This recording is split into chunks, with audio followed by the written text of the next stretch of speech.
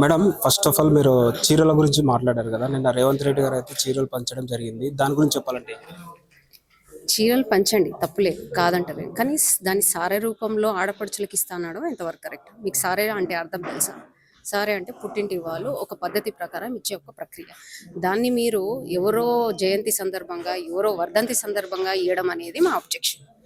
అది మీరు ప్రాపర్గా ఇవ్వండి, మహిళల్లో అర్హులు దానికి. కానీ ఇప్పుడు ఎందుకు ఇస్తున్నారు? ఇప్పుడు ఏ పండుగలు ఉన్నాయని ఇస్తున్నారు? ఏం సందర్భం ఉందని ఇస్తున్నారు? అన్ని పండుగలు వెళ్ళిపోయిన తర్వాత ఇప్పుడు ఎందుకు ఇస్తున్నారు అంటే మళ్ళీ ఎలక్షన్స్ని దృష్టిలో పెట్టుకొని మహిళల ఓటు బ్యాంక్ కోసం ఇది చేస్తున్న పని. ఇది Jubilee by election result, local body election result అలానే ఉండబోతా అంటారా మరి? జూబ్లీల్స్ ఎలక్షన్కి సంబంధించి ఇష్టం వచ్చినట్టు అన్ని పంచడము మేము కల్లారా చూసింది. పోలింగ్ టైంలో కూడా అక్కడ పంపించి డబ్బులు ఇచ్చి పంపించి మేము కల్లారా చూసినాం. రిగ్గింగ్ అనేది 200% జరిగింది, దానికి సాక్షులు మేము. అట్లాంటప్పుడు దీన్ని రిజల్ట్ కంపేర్ చేయదు.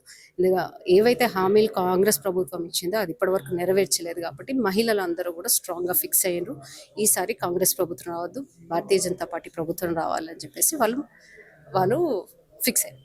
అంటే బీఆర్ ఎలక్షన్ రిజల్ట్లో ఓట్ చోరీ జరిగింది అనేసి కూడా నినాదం చేస్తున్నారు. దీనిపై మరి ఇక్కడ కూడా ఓట్ చోరీ జరిగిందా? ఇక్కడ ఓట్ చోరీ జరిగితే మేమే కదా గెలిచేది.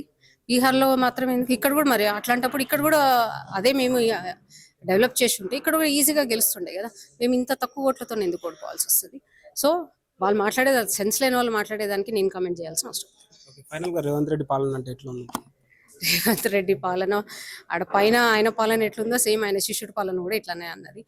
2 సంవత్సరాలు అయినప్పటికీ ఎంత వ్యతిరేకత అంటే సెంచరీస్ వైజ్గా చూసినా కానీ ఈ పాలనలో ఇంత వర్స్ట్ పాలన మీకు ఇంతవరకు ఎక్కడ కనిపించదు అనేది మనకు చరిత్ర చెప్తున్న నిజం.